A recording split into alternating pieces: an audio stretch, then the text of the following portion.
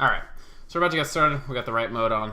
So these two teams are going to go up against each other. We'll sort of see, basically the winner of this will go on to the fourth round of the losers bracket, and then it's still quite a bit of climb that you have to make from that. So you have to essentially work through the next several rounds. The reason there are so many rounds in the losers bracket is, if you know anything about tournament structure, basically as teams are falling out of the winners bracket, they'll go down into the losers bracket, play up against another team, and then progress on from there. So basically, if you're in the losers bracket early, you have a lot of teams to get there, because as every team falls out of the lower bracket, out of the higher bracket, you sort of have to fight up against them. So even if you're winning consistently in terms of you're beating teams in the losers bracket, there's consistently other teams coming down that you have to play against. So we've started out with the bans. Bio actually going with some fairly non-traditional bans. They're taking out the Nature's Prophet and the Queen of Pain. Again, if there are particular heroes that your team doesn't like to deal with, like you sort of have trouble in mid, for instance, with the Queen of Pain, you have issues with the teleportation, the global capacity of the Nature's Prophet, those are options that you can take out. On the other hand, 503 takes out this Bat Rider. This is, on the contrary, an extremely standard ban. They actually take out Bounty Hunter. So Bounty Hunter is a hero that in this particular tournament we've seen pretty often, almost surprisingly often. He has gotten a little less favored out in the sort of in the some of the scenes that we typically watch on the stream.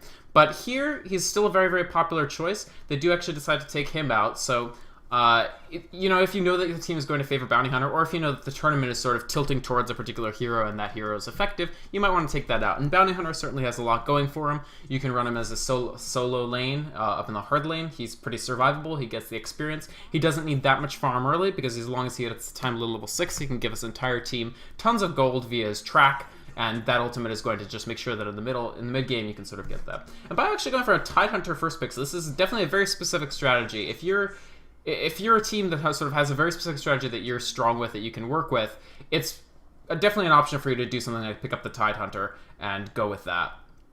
But nonetheless, the flip side of that is that Tide Hunter is pretty easy to pick up later. It's very rare that a team will ban him out or pick him that early, so you don't necessarily need to do something like spend your first pick on a Tide Hunter.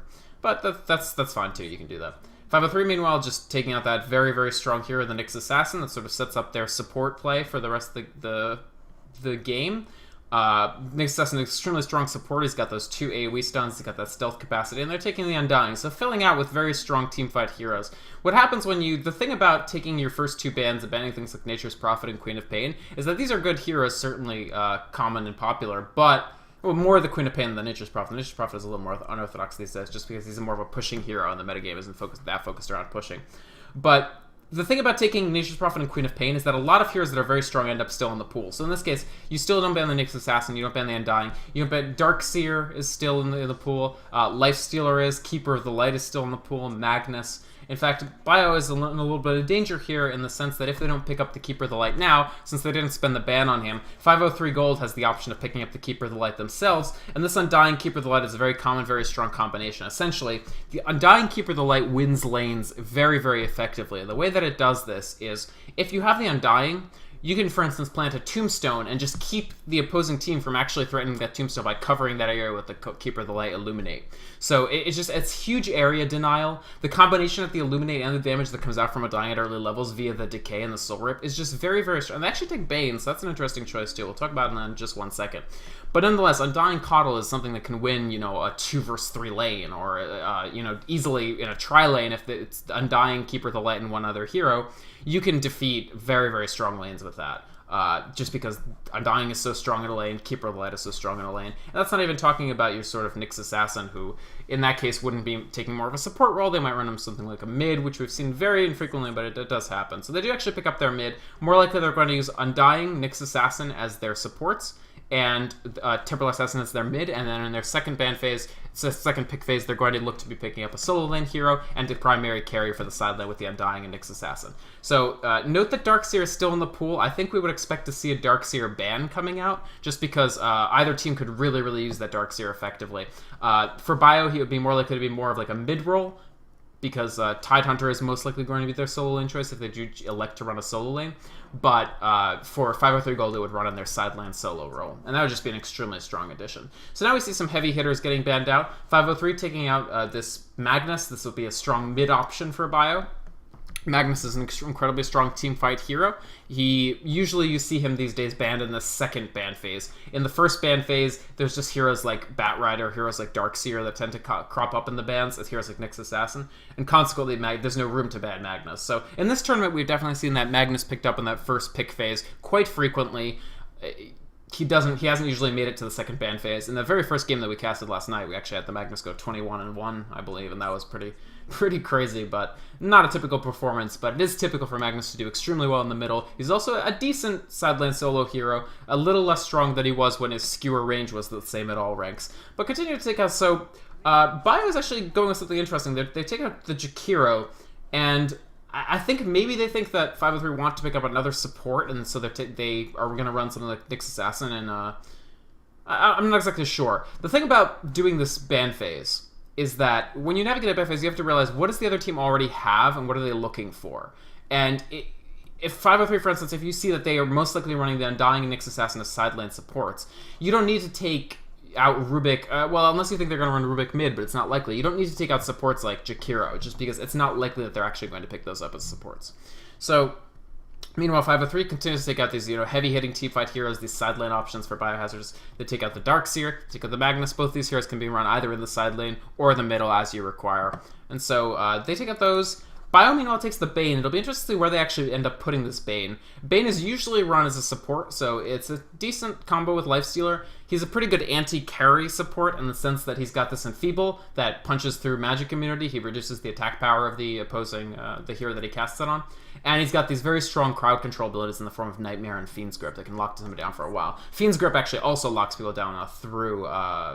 it doesn't do damage and it doesn't drain mana, but it does actually stun people even through magic immunity. So Bane actually a decent counter to Lifestealer, but in this case Biohazard sort of picks up the Bane, won't be able to counteract their Lifestealer with that, if indeed 503 were looking for it, because currently 503 has a very standard high-level composition in the sense that they have these big teamfight heroes, they have the Nyx Assassin and Undying, strong supports, they have this mid in the form of the Templar Assassin. The doubly nice thing about the Templar Assassin here, the pick, is that one of the common things that people use to counteract the Templar Assassin in the middle is this Queen of Pain, but because Biohazard selected to ban that Queen of Pain so early, 503 has essentially nothing stopping them from taking the Templar Assassin and dominating mid. There aren't that many mid choices available in the pool that are really good against this Templar Assassin. And you see 503 continue to take out these sideline solo heroes, so 4 of their 5 bans are heroes that are options for the sideline solos. So they're taking out Windrunner, Darkseer, Magnus, and Bounty Hunter. And so Biohazard really has to figure out how they're going to run. As Dire, they're going to have their hard lane is the bottom lane. They're going to have to figure out how to run the bottom lane against Undying, Nyx Assassin, and whatever carry by 503 ends up picking up.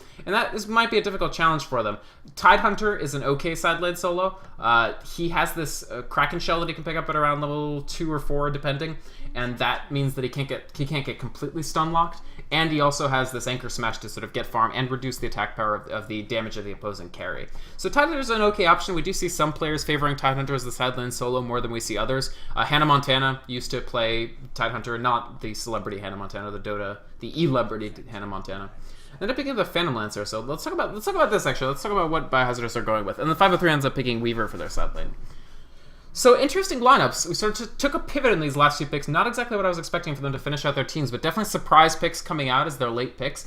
Basically, what we're going to see is a dual mid from Biohazards, most likely in the form of Lifestealer, possibly with Bane or possibly with Venomancer. So, Biohazard is taking a very, very interesting approach. Most likely, I think what we'll see is we're going to see the Bane Phantom Lancer in the safe lane. So, the primary farmer is actually going to be the Bane. And this is what you can do. When you have like a strength semi-carry like Lifestealer or like Sven, or like Chaos Knight, you can pick that early, make it seem like that's going to be your main farmer, and then take another main farmer late as your 4th or 5th pick and rotate around like that. So actually, it's going to be interesting. They may actually end up running the... We also have seen at the professional level some Lifestealers running the solo lane. It's quite dangerous, but the fact is you are able to get away from a lot of kill attempts with this Rage.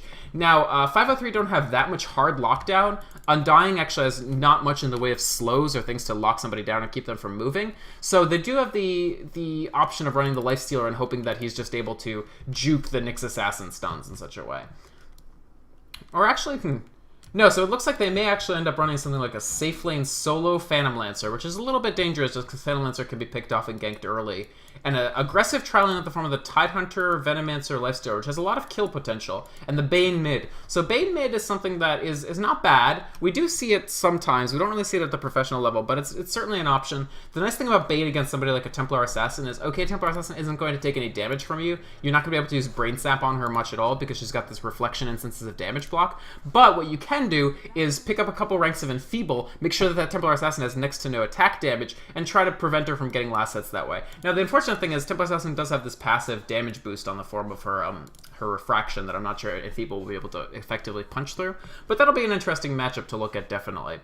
And let's talk about Enchantress. So Enchantress, a jungler, she's sort of definitely a strong option. We haven't seen her in this tournament that much, and actually Enchantress has not been in tremendous favor recently because these jungling pet heroes are generally run as pushers. Weaver copping a lot of damage to start, but a big 3-person stun from Nyx Assassin slows them down for a bit. Tidehunter actually used his gush on the Weaver, so they don't have any more slows. They actually have the open wounds from the Lifestealer, and a lot of damage going out. They might get the first blood, comes out on the Nyx Assassin, gets on their Lifestealer. Great to get your number 2 hero, your second primary farmer, some farm that early. And this aggressive Tri-Lane coming off to a great start that pick up that kill. Again, Venomancer is such a dangerous hero at level 1. This Venomous Gale really is one of the absolute strongest skills at level 1 just because it gives you that 50% movement slow right from when you train it. It's got good damage over time and really just that compounding slow. This is a slow lane. This is a lane that will slow down the hero and kill them that way. You've got the Venomous Gale, which slows, you've got the Gush, which substantially slows, and you've got the Lifestealer Open Wounds, which slows. Those 3 slows in combination are going to keep somebody from being able to move. Now the problem is Weaver stealths, and he gets maximum movement speed when he stealths. So, to solve this sort of riddle in the safe lane, in the Radiant safe lane, Biohazard are going to have to figure out a way to detect the Weaver and kill him that way. The Gush and Venomous Gale are very, very mana expensive, so they only get a few instances of each of those to actually do it. And if they try to Clarity breaks on damage, so the Weaver can actually, when he sees the opponent's Clarity, he can Shukachi, he can run over through the heroes, interrupt their Clarity, and make sure that they get no mana regen whatsoever.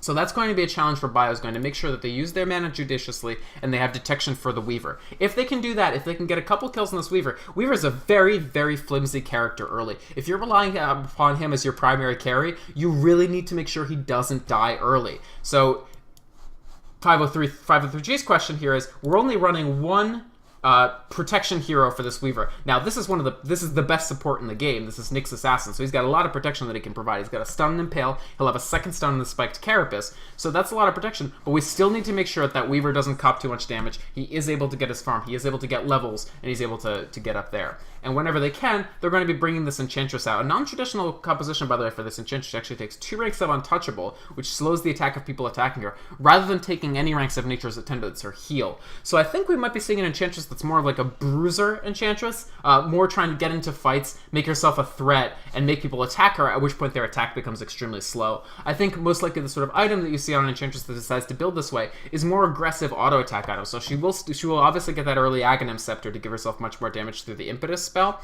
but she also may go something like, you know, your an early Midas or a Mask of Madness to give yourself a lot of attack power. Because the downside of Mask of Madness, of course, is that you take 30% extra damage. But if you're substantially slowing the attack of anybody attacking you when you take extra damage, you make it less compelling for them to actually attack you. And most of the dangerous damage for Bio, at least for a while, is going to be in the form of attack damage. We got a huge engagement here. The Undying against the Phantom Lancer Soul, and the Phantom Lancer is driven off by that Undying. Tombstone, just such a strong spell. It's really, really difficult to fight an Undying one-on-one under the Tombstone, because you're going to have difficulty actually bringing that Tombstone down with just your damage, especially on a Phantom Lancer, especially this early. You really, really just can't win that engagement. The best you can do is sort of look to harass. So an interesting lane matchup here as well. Basically, we've got the solo safe lane coming out from Biohazard in the form of this Phantom Lancer, going up against the solo side lane of the Undying. So smart play by 503G here, sort of realizing that Biohazard were probably going to run an aggressive tri-lane of some sort, or perhaps dual mid and dual in a side lane, and seeing that the Undying was actually very safe. Undying as a solo lane hero is interesting. Essentially, against certain compositions, he's okay. Like, in a one-on-one situation, Undying is absolutely fine. Undying will have no issues with a one-on-one against almost any hero that you're likely to put in the side lane. But one-on-2, one-on-3, it becomes more difficult without a little bit of support just because Undying can't really get to the lane to do his work. He can decay from afar, he can steal some strength, he can harass, but he can't really actually come up, even sometimes into XP range, or he's in threat of getting killed.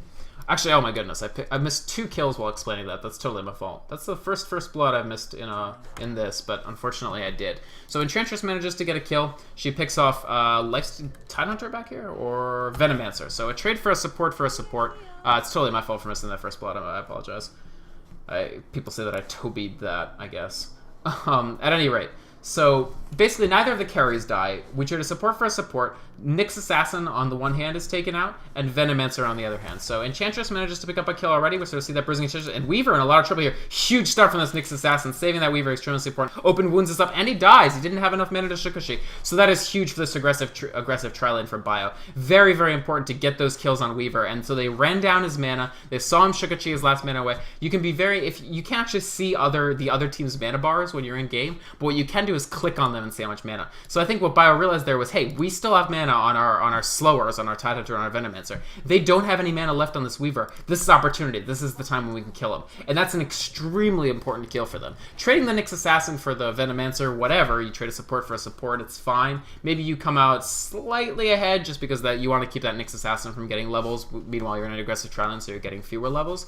But definitely killing the Weaver without an answer, that's huge for them. This Weaver still doesn't have boots. He just has Ring of Akala, Tangos, and Branches. And so this aggressive tri-lane so far definitely paying off. If we look at the farm, you also see that the Lifestealer has 33 last hits, the Phantom Lancer has 34 last hits, so they're definitely getting the farm they want there.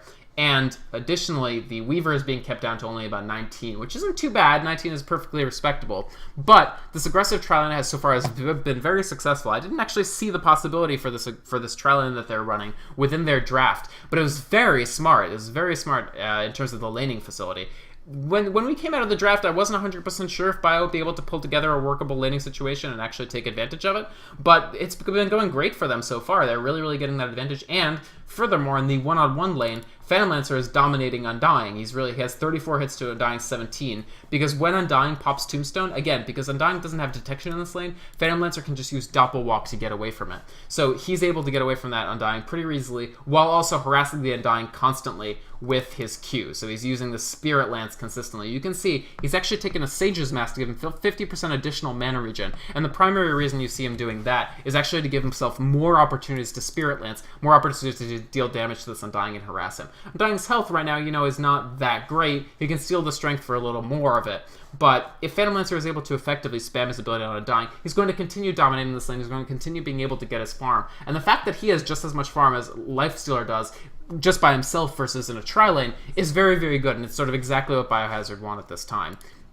Undying, is doing fine, but it's going to continue being difficult, especially if Phantom Lancer decides to build out the Soul Ring, which he does. So the reason you build Soul Ring on Phantom Lancer is just the pure harassment potential of the Spirit Lance. Spirit Lance deals 200 magic damage, but it's actually more because it slows people. The illusion that it generates will deal damage to them, and you can deal damage to them while they're slowed as well. So this Soul Ring gives them really huge harassment potential on this Undying, and what you're probably going to see is that unless 503G commit more resources to try to get ganks up here, this Phantom Lancer is going to get more and more ahead of this Undying. 503G, meanwhile, let's take a look at the mid situation. What we see in mid is really what we sort of expected, which is that the Templar Assassin is able to secure better farm than the Bane. Bane doesn't really have that many tools that are going to be that effective against her. He hasn't chosen to pick up the Enfeeble, and even if he had, Templar Assassin would still be able to get last hits just by utilizing her Refraction Charge bonus damage. So instead, Bane is focused mostly on Brain Sap and on Nightmare, but Brain Sap is a sort of one-shot high damage ability, and if Templar Assassin just blocks it with Refraction, you're not really in that great shape from it. Now, Bane has done pretty well. He does have 15 last hits. He's not actually losing the lane that substantially, but the fact is it was not likely that Bane was going to come out of this lane with a major advantage, and he actually does he really just have these 2 mantles? He probably has a bottle. Yeah, he's bottle faring, so because of a boot and a bottle to bring back to himself from the courier. So Bane doing perfectly okay. He's getting the levels he wants. Let's take a look at the level graph. We've got the mids level 7, the side lane solos level 7, and then the Weaver's level 5, and so is the Lifestealer. So basically parity on all the heroes you'd sort of care about. The one sort of differential is that because they're running this aggressive tri-lane, because all 3 of these heroes leech from the same XP pool, this Venomancer who copped to death is a little bit behind. He's 2 levels behind the Enchantress. He just gets his level 4 there. Misses the Venomous Scale on Weaver, not able to punish him right there. So Weaver actually getting quite decent farm as well. As long as this lane is as pushed up as it is, this Weaver is quite safe to actually get the farm that he wants. Meanwhile, however, Lifestealer is doing quite well also. They may want to actually delegate one of these supports. If they're not feeling in danger from the Enchantress at any given time, they might want to delegate a support to actually stack this Ancient Camp to have the Lifestealer pick it up a little later, maybe once it gets to, Mjolnir or what have you. So Lifestealer actually rushing Armlet, and he picks it up quite early. So not getting the tier 2 boots and not going for the Midas. I think it's smart not going for the Midas. We sometimes see Lifestealers who are working as farmers build up a Midas early and sort of try to just go over the top. But in this case, if you're Bio, you're feeling very comfortable with the progression of your Phantom Lancer. He really hasn't had any threat. You know that most of the heroes are concentrating their attention to the bottom here for 503G. So you can just put your, leave your Phantom Lancer to get the majority of the farm for the team, working towards his Diffusal Blade. And just get an Armlet on Lifestealer to really give him that kill potential. Really try to keep making sure that tri-lane gets a lot done. So they bring the Bane down here, and ultimate goes down on Enchantress. She will definitely die in the curse of this ultimate. They pick up the Enchantress, another good stun from Nyx Assassin, and a Mana Burn going out on the Tidehunter. Meanwhile, Open Wounds goes out on the Nyx Assassin, but the Lifestealer is in a lot of trouble. I'm not sure he'll make out of this alive. Good rotation by the Undying, and the Templar Assassin picks up the kill. So 2-for-1 trade there for 503G. They really, I think, needed the kill on the Lifestealer there, get a little bit of parity with that Weaver. Free up the Weaver to get a little bit of farm if he can. Where actually is Weaver? Where is Weaver? Here he is. Weaver's doing okay, and now he'll be able to get a little bit more farm, catch up to that Lifestealer a bit. They really wanted that kill. It was extremely important for them. Especially if Bio started feeling so confident they could put, detection here. They sort of put detection here. They're really looking to sort of walk out into here, bring Bane in, get some kills in the jungle, pick off that Enchantress, catch up to keep the Enchantress from getting ahead of the Venomancer in any meaningful way. So, for 503G, it was very important to sort of say, get off our turf, this is our jungle, Enchantress is going to farm here. If you go here, we'll rotate heroes, we'll get the kill. Good rotation from Undying, good job of TA for mopping up as well there. But the downside, of course, of this is Phantom Lancer is left alone. If you rotate the Undying, yes, you get kills, but the Phantom Lancer gets a little bit of space as well. You can see he's about halfway to his Diffusal Blade. So, Phantom Lancer not going for an extremely high farm build again. You see, Bio, you're in the loser's bracket at this point, so you need to make sure that you win cleanly, I think. And I think that's sort of what they're saying. We want to make sure that we get the best items at any given time. We don't want to go pure farming focused. We don't want to just take, Radiance Midas and just get blown out early.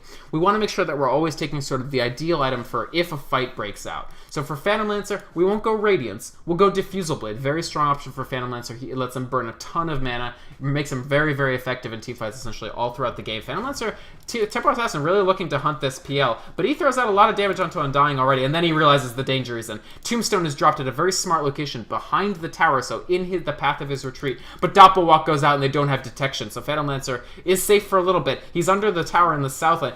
Tombstone hits are hitting on him, so it's slowing him down by a little bit with 14%. He's back up to speed now, but he has 15 seconds remaining on his cooldown, so they're going to keep chasing him. Templar Assassin and Undying still on the hunt. Will this Phantom Lancer get away? He actually looks like he will, because TA juked to the wrong way.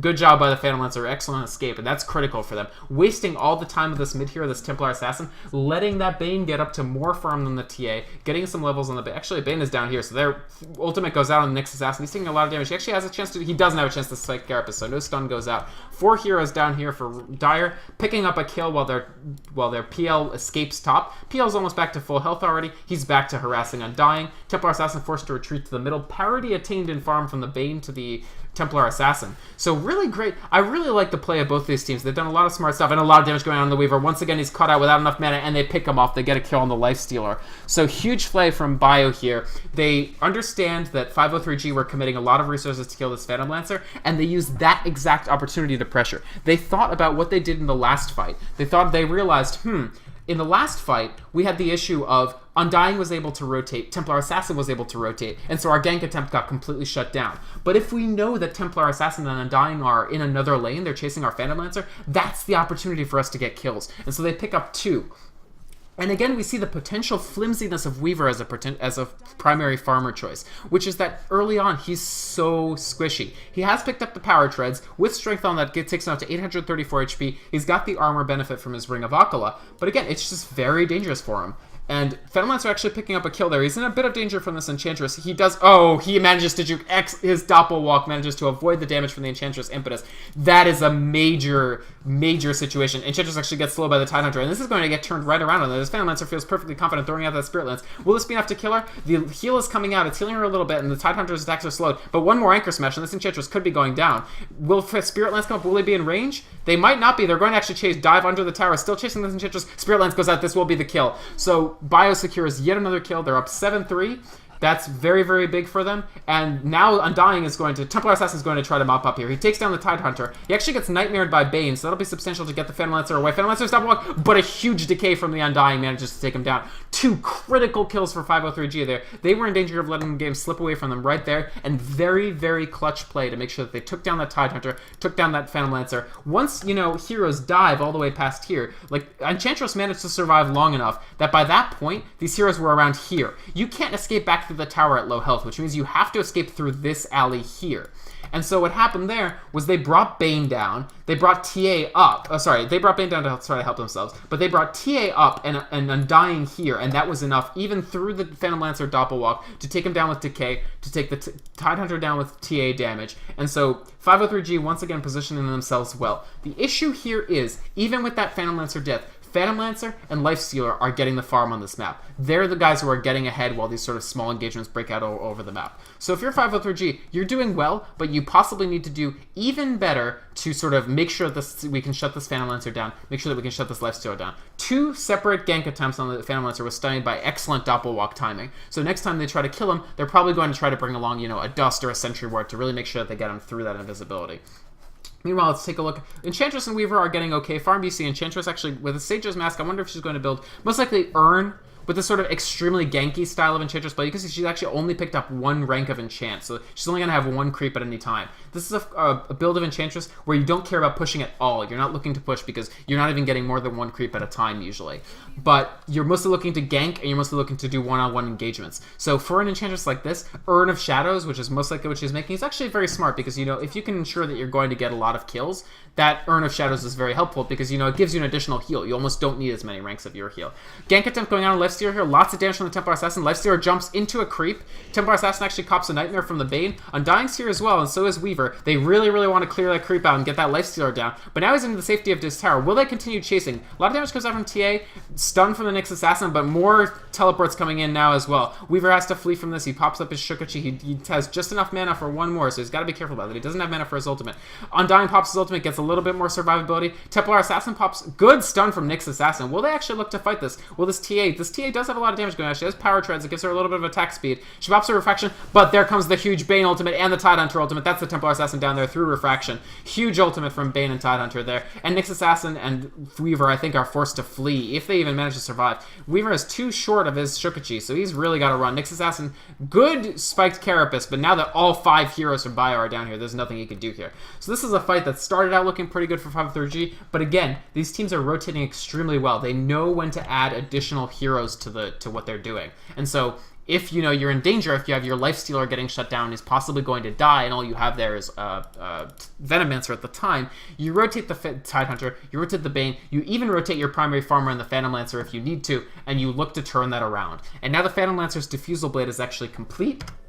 That's going to be very, very substantial. Once again, you sort of start to see a net worth differential here that's going to be increasingly difficult for 503G to deal with. And as soon as TA jumps in, she cops that Venomancer ultimate. Venomancer is so effective against Templar Assassin. Your refraction charges don't last at all when you're taking tons of damage over time. Templar Assassin actually is still alive, and the Venomancer ultimate expires. She gets a big kill, and that Lifestealer might get taken down as well. He's copping a ton of damage. They do lose Templar Assassin, but not before she does a lot. Bane is taking a lot of damage. This Weaver is going nuts. He gets a double kill. They're chasing double kill for Undying as well, and almost all of their team. He gets a triple kill on the Undying. Huge decay. And Bio just getting a little cocky there. They had that net worth advantage. They thought that they could pressure, but the Templar Assassin lived just long enough. There was a key soul rip right on her from that Undying, kept her alive long enough to get a kill, kept the entire team comes in, and they mop up with the Undying is so good in a packed group engagement. What you had here was Bio's team were all behind this tower. They were all sort of packed inside this tight area. This area around the tier 2 bottom tower for Radiant is one of the absolute tightest choke points to fight in the game. Your team is concentrated in a very, very small horizontal and vertical area, and consequently, important AoE spells like this Undying Decay, if they hit all 5 players, he gains 20 strength from that. That's almost 200 hit points that he's gaining just from that one spell, and your entire team, you know, takes 140 damage and loses 4 strength. So big Undying plays, your Templar Assassin can sort of tightly clump up, hit those big refraction meld hits on multiple heroes in the line. You can get your Nyx Assassin stuns, and again, because they had used the Tidehunter ultimate in the previous fight, they didn't have it for that one, and consequently, they were just, you saw Bio just get ripped apart. So every time I sort of think that Bio is finally like getting a foothold in the game that's going to be difficult for 503G to take back, they squeeze themselves back into it. But Bio, once again on the offensive, they've got the Tidehunter Ravage, Tombstone from the Undying gets thrown out, and they sort of 503G just takes them back. I think what Bio are most likely going to do is just wait for this Tombstone to expire and then try to push again, because keep in mind, they do have the Bane ultimate again. He's almost level 11, so it's almost level 2. Tidehunter not that close to his level 2 ultimate, but he'll be there for probably the next team fight after the next one. But we're getting ready for a big engagement here. We have sort of see 5-man dodo going on at this point, basically 5 on Radiant, 5 on Dire, just about to sort of have a slugfest. They throw out a bunch of hits on Undying. He pops his ultimate, but here comes the Tidehunter ultimate, and Undying is completely out of mana. He needs to pop his meta boost as soon as he can. Nyx Assassin gets taken down. The ultimate is key for taking down Weaver. He's not actually able to stealth out of that. And Venomancer ultimate going down on a couple heroes as well. This is a fight that I don't think 503G are going to be able to take. The Undying staying as long as he can. The Templar Assassin actually goes stealth, and they miss the Venomancer on her, which is very, very crucial. Do they have detection? They're going to have to deliver detection for themselves if they actually want to get this Templar Assassin. She doesn't have blink, but she's so close. You don't want to die as Templar Assassin right now. You really want to be able to get that blink. If you don't get that blink, then it's going to be tough. But here comes detection. They're bringing it on the courier. They're going to bring Sentry Wards. He's got to get out of here. I don't know how he actually can.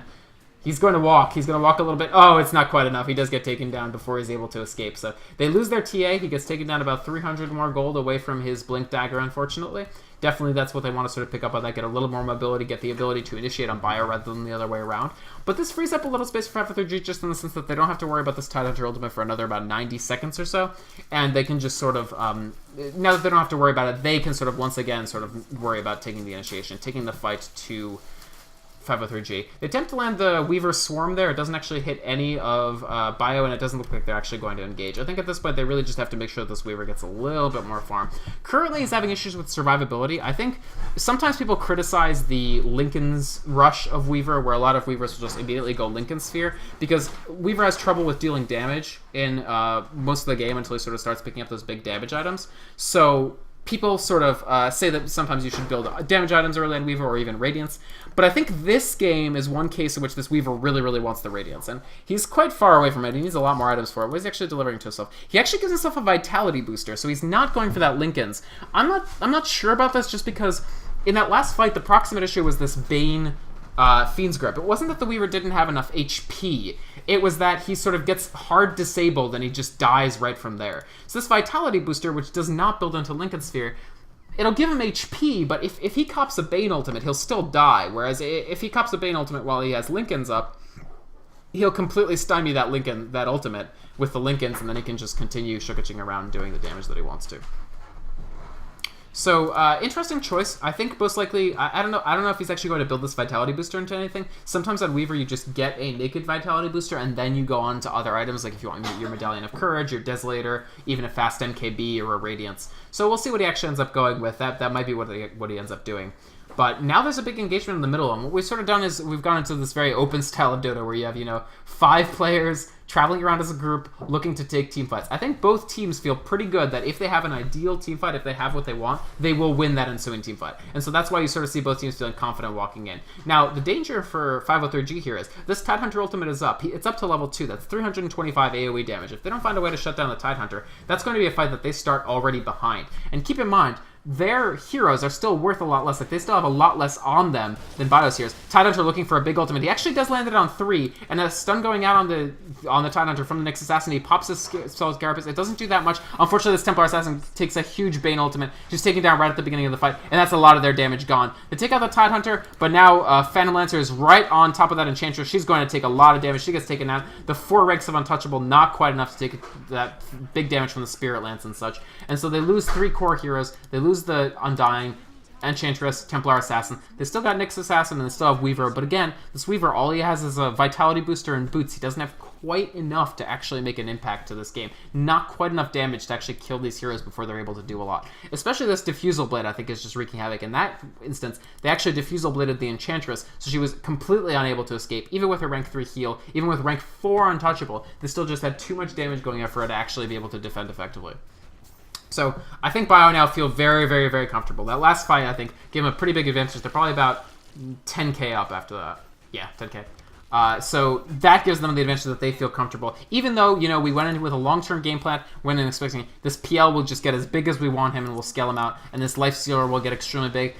We can fight now. We feel comfortable. If we're this far ahead, if we have this net worth advantage of almost 6k on Weaver, we can just go in right now and do what we want. And Lifestealer actually not building a Silk Cuirass, which is what I thought he'd make. He's making Mjolnir. So he will actually go directly for that massive attack speed, massive damage. Again, looking to destroy 503G before they can do much. 503G's damage right now, because their Weaver isn't that big, because their Enchantress hasn't built that many items, what 503G are looking to do in teamfights is to drag it out. The TA will deal decent burst damage, but really, Weaver is going to do damage over time. He's going to repeatedly Shukachi, move through all of your heroes, he's going to do damage with his Gemini, and over time, they'll sort of build up an advantage. So, if you're Bio, the way you beat that is you disable the Templar Assassin through Fiend's Grip or what have you, Bane actually going straight to Aghanims for even more power on that Fiend's Grip. It increases the duration by 2 more seconds. Damage every second is increased as well. So those are going to be huge Fiend Grips. They're going to almost always be shooting those out on the Templar Assassin or the Weaver if they can, and just look to deal so much damage that 503G doesn't have time to get the advantage.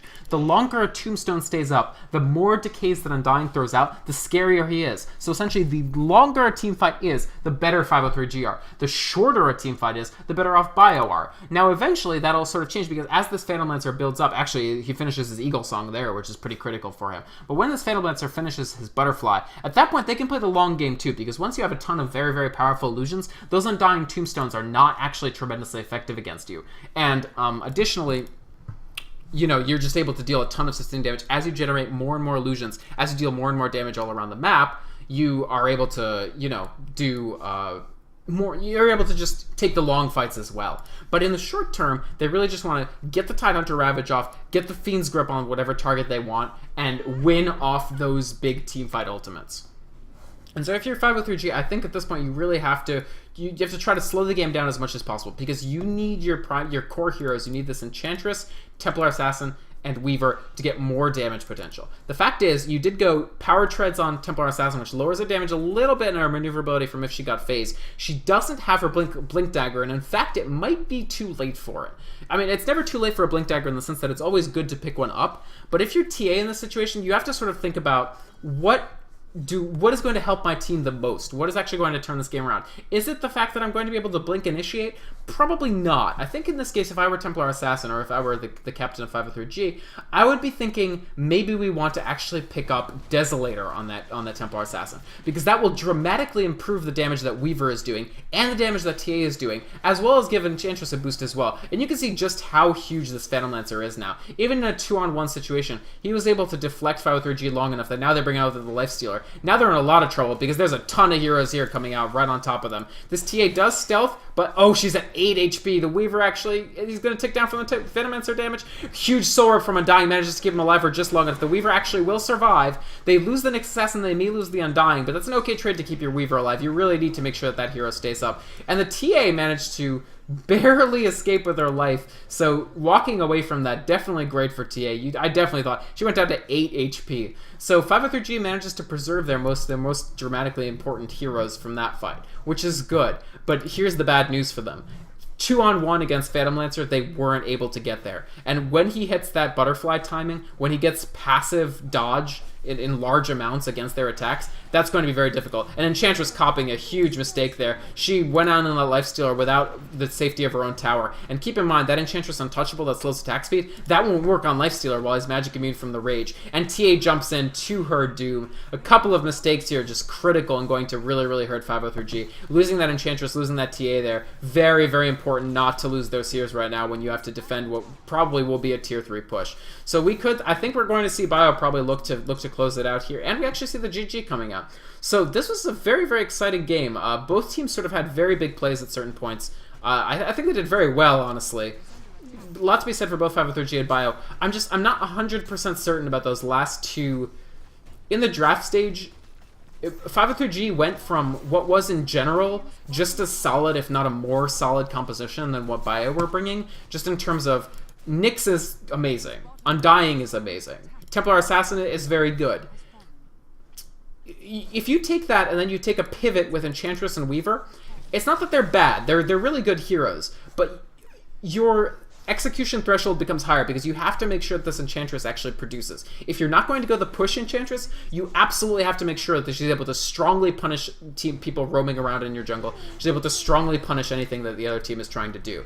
If you're going to go the Weaver as your primary farmer, you have to make sure that he gets all the support he needs, that he doesn't cop a death early, and that he's able to rush whatever item you were opting to rush on him. In this case, they weren't quite able to meet that execution threshold when Bio was putting a lot of pressure on in the form of a free farming Phantom Lancer up top, and that very strong tri-lane bottom play. So both teams, I think, having very good individual plays, but overall, on a strategic level, you have to give the props to Biohazard here. They made an extremely smart play. The tri-lane, the hard lane tri-lane, aggressive tri-lane ended up paying off completely. The Venomancer only copped 1 or 2 deaths, and they managed to slow down the Weaver a lot, make sure that the Lifestealer got supremacy in that lane, make sure that the Phantom Lancer was almost in no danger in the top lane to free farm, and another shout out has to be said for huge doppel walks by Phantom Lancer, saving him from at least 2 crucial gank attempts that would really have equalized the situation between the Phantom Lancer on the top lane for Dire and the Weaver on the bottom lane for Radiant. So an extremely interesting game. Unfortunately, that was a losers bracket game, so 503G will make their departure from the tournament, but I think they did extremely well for themselves. This was an excellent game. They were